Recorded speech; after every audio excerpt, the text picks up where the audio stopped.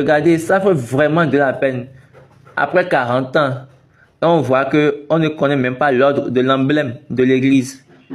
Donc quand on retire 40 ans de votre âge, vous voyez que vous avez déjà tout perdu. Parce que vous ne connaissez point la vérité. Les pharisiens, ils ont confronté Jésus. Et ça là, ça ne veut pas dire qu'ils ont la vérité.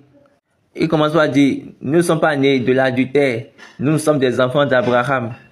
Et David les a dit, si vous êtes vraiment les fils d'Abraham, vous devez normalement savoir ces choses. Et jusqu'à l'heure là, vous ne les connaissez point. Elle a dit, votre père Abraham, il me connaît. Vous voyez, même vous parlez, vous voyez que il y a des choses que Jésus a déjà relayées et a déjà fait sortir.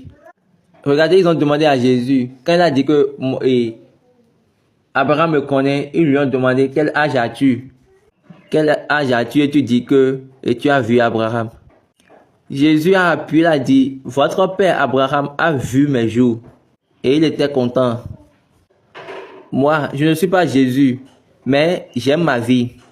J'aime ma vie car elle a été reliée à Jésus.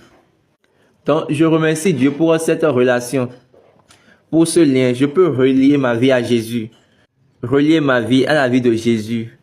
C'est vraiment un bon moment pour moi.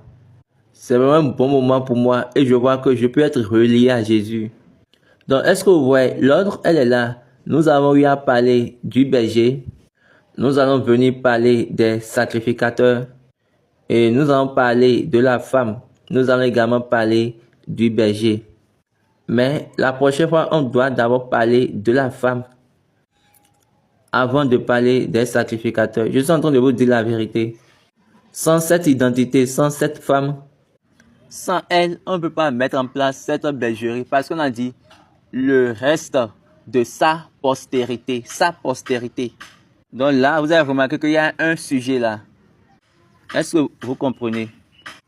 Donc, elle est vraiment importante. Si vous parlez de l'église de Dieu en Christ, en ignorant cette femme, il faut savoir que nous ne parlons même pas encore de l'église de Dieu. Parce qu'il n'y a pas de la confusion en Dieu. Si vous connaissez ce qui est faux durant toute votre vie, ce n'est pas cela qui va rendre cette chose fausse-là vraie.